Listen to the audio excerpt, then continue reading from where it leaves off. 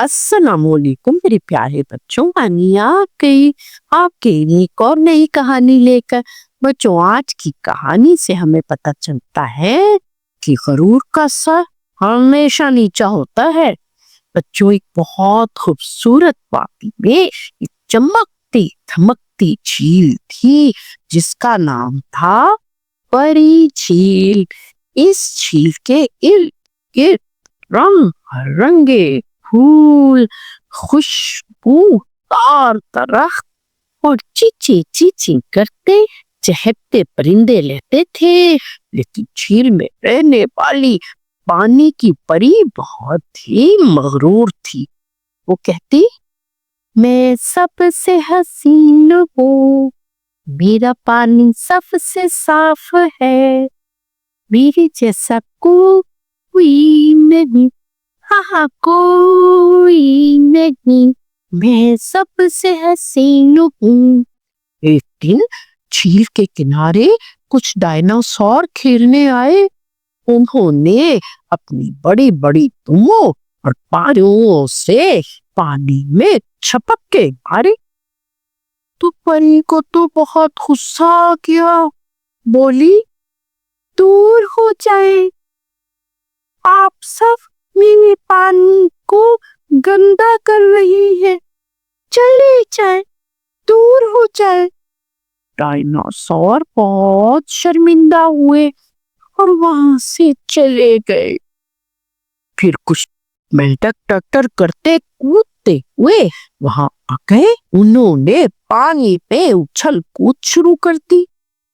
परी ने तो नाक चबाते हुए कहा, जाओ यहाँ से, तुम जैसे बदसूरत मेंढक मेरी खूबसूरत झील में नहीं आ सकते। बेचारे मेंढक उदास होकर दूसरी तरफ चले गए।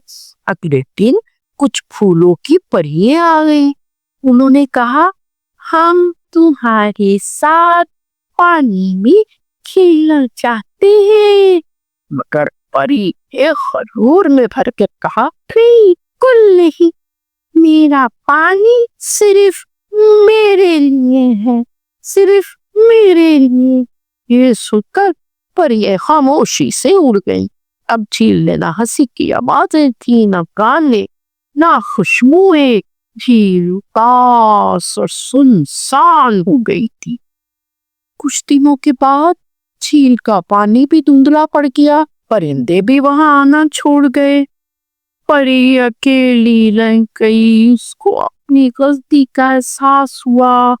वो रोने लगी, मेरे सब दोस्त कहाँ गए, मेरी खूबसूरती कहाँ चली गई है।